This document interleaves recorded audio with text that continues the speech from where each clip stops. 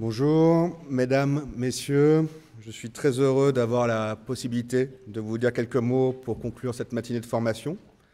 J'en remercie l'autorité des marchés financiers et ses éminents représentants ici présents. Je comprends qu'au-delà du panorama de ce matin sur les sujets réglementaires français et européens en cours et de ces échanges à l'instant sur les enseignements à tirer de l'exercice 2015 de la Commission des sanctions, vous avez cet après-midi plusieurs ateliers thématiques, donc je m'efforcerai d'être bref, surtout que je suis positionné juste avant le cocktail. L'année 2015 a été chargée dans de nombreux domaines pour les organismes que vous représentez. L'année 2016 s'annonce également riche de nouveautés, d'opportunités et d'initiatives. Bref rappel sur la situation actuelle des marchés.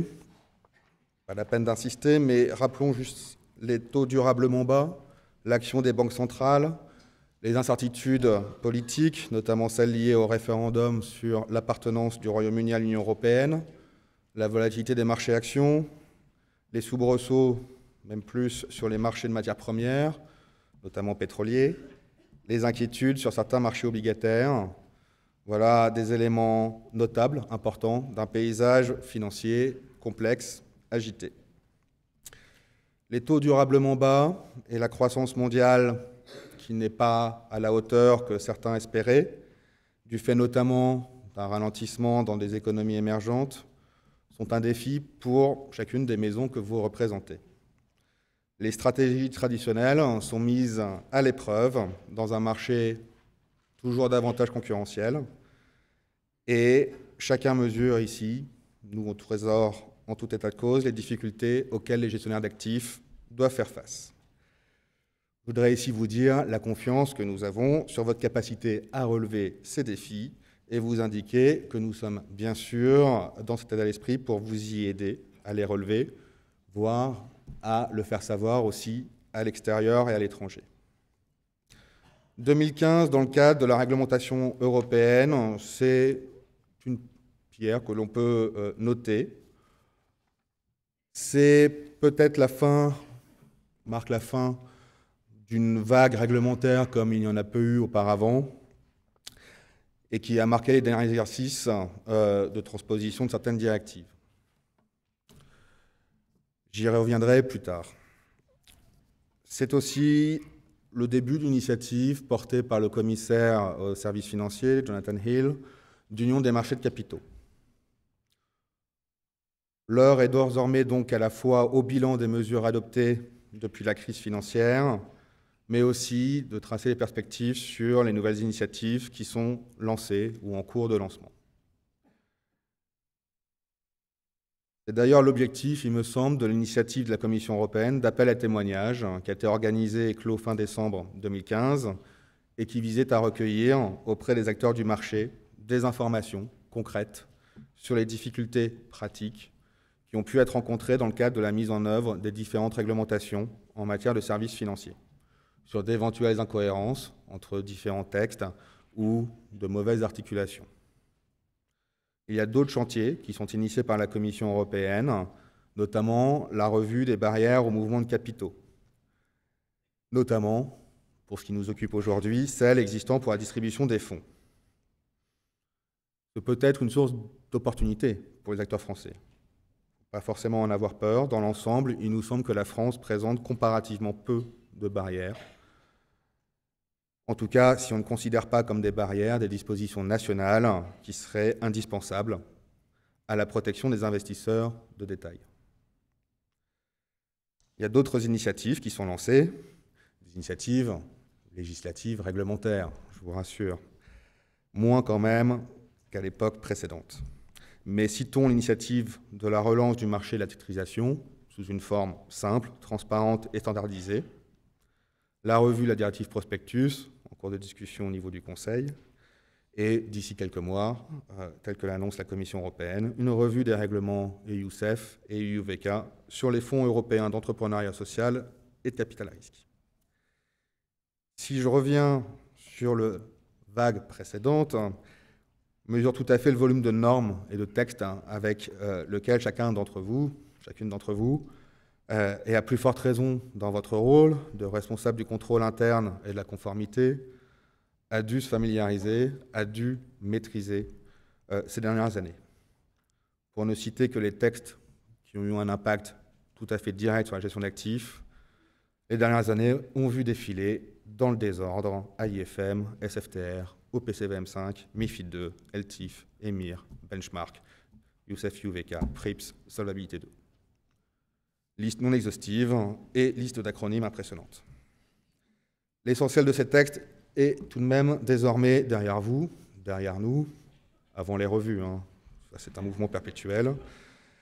Les derniers textes sont en cours de mise en œuvre ou de transposition. Je pense notamment à OPCVM5, qui est passé en Conseil des ministres la semaine dernière, et à MiFID II, qui est en cours de transposition.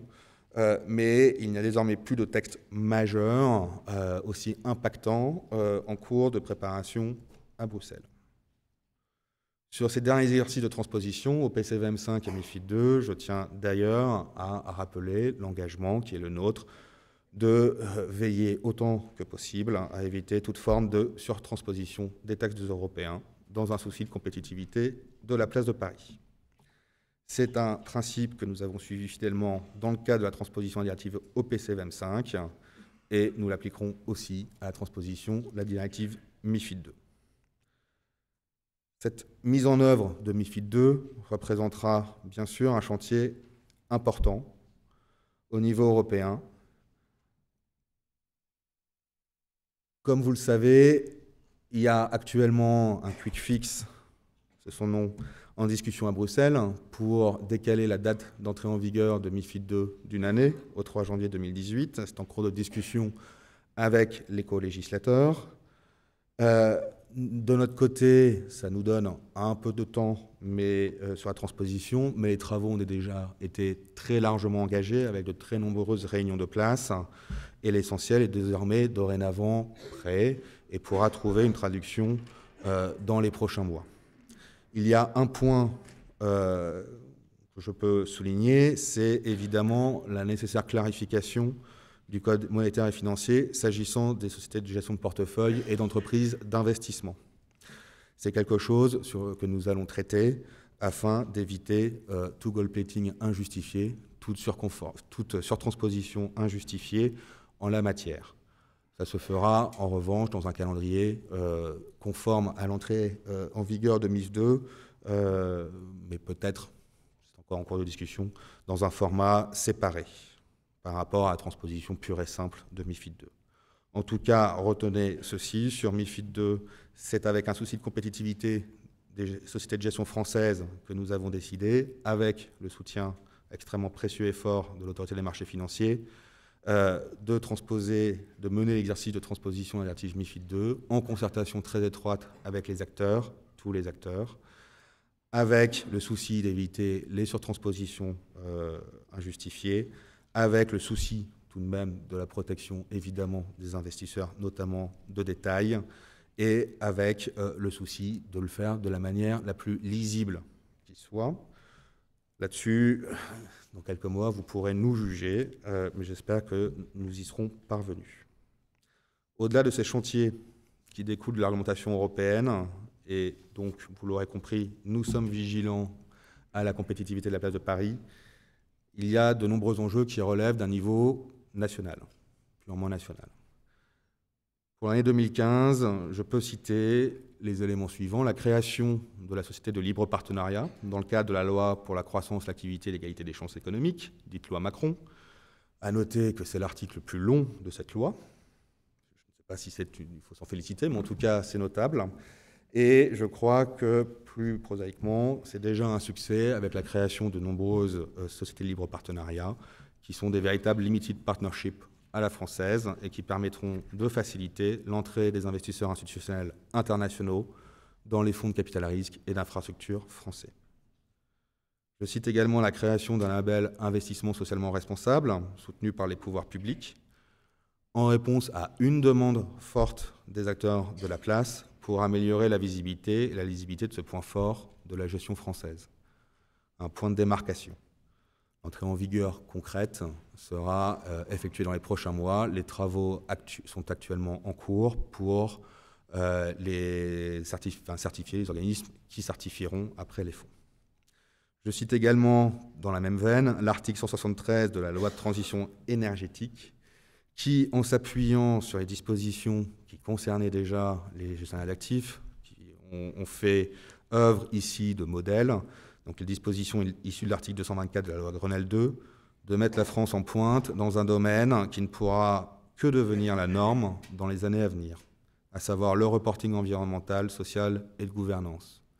Un enjeu évidemment très fort dans un calendrier qui voit la France présider la COP21, et un enjeu aussi pour peser au niveau international. Le FSB, présidé par Marc Carnet, s'étant saisi de ce dossier, et le président du FSB étant particulièrement à l'œuvre en la matière.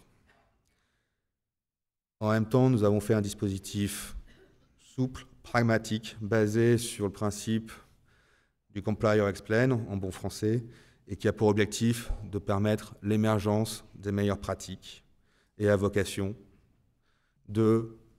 pour les acteurs de marché qu'ils puissent s'approprier cette démarche et leur exposition à divers risques, notamment climatiques évidemment, mais pas seulement. Enfin, ce que je peux citer en dernier lieu, pour 2015, au niveau national, c'est l'adaptation du Code monétaire et financier à l'entrée en application du règlement LTIF sur les fonds européens de long terme.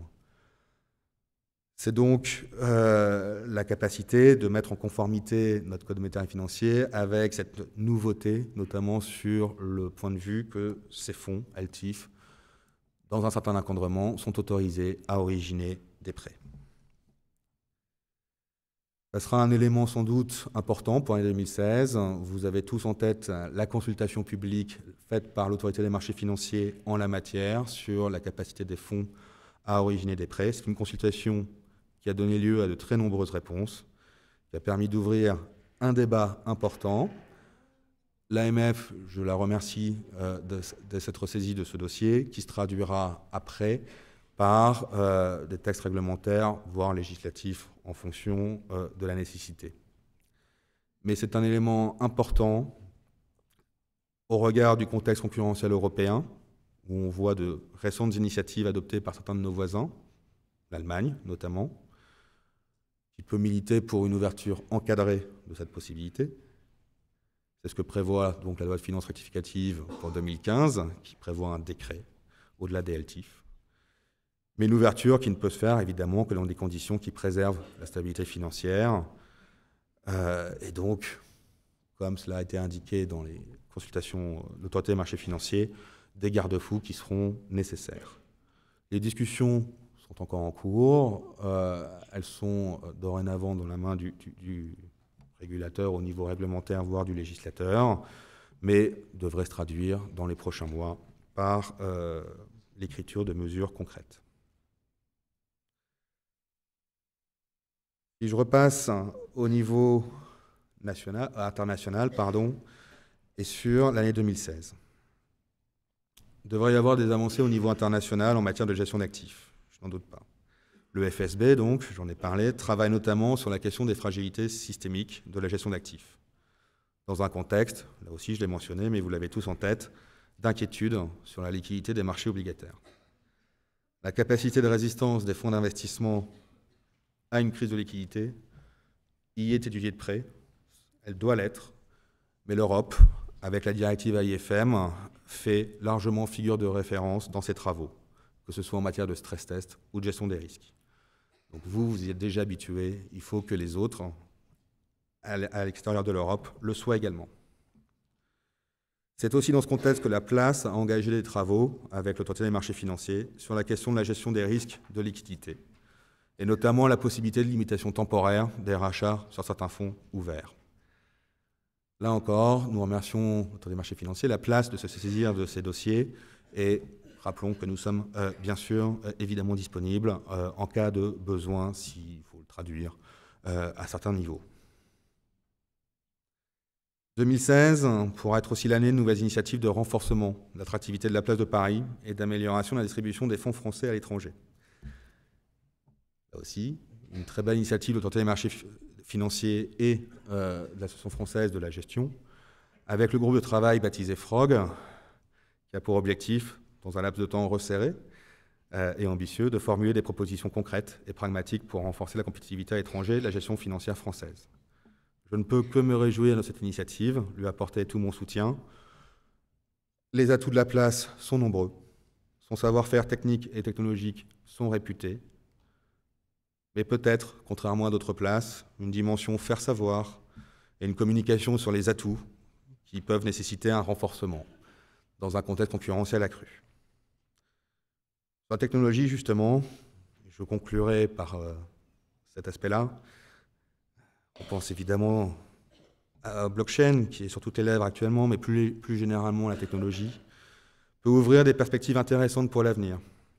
Et il est fondamental que la place de Paris puisse profiter de ses compétences dans tous ces domaines-là, qui sont liés au développement technologique, pour prendre la place qui lui revient, à la mesure de ses talents. Nous tenons donc à la disposition des acteurs, tous les acteurs, pour échanger sur l'ensemble de ces questions. Et nous sommes attachés à ce que les acteurs financiers innovants, que ce soit les fintechs, mais aussi les maisons plus anciennes qui font preuve d'innovation, puissent trouver auprès de nous, auprès des superviseurs, une oreille bienveillante. Comme vous le constatez, les mois qui viennent seront riches de nouveautés, d'opportunités et d'initiatives. Il n'y a pas de raison de ne pas le voir ça de manière positive, mais il est certain que ça nécessite du travail collectif, en se serrant les coudes et en tirant dans le même sens. Je vous remercie pour votre attention.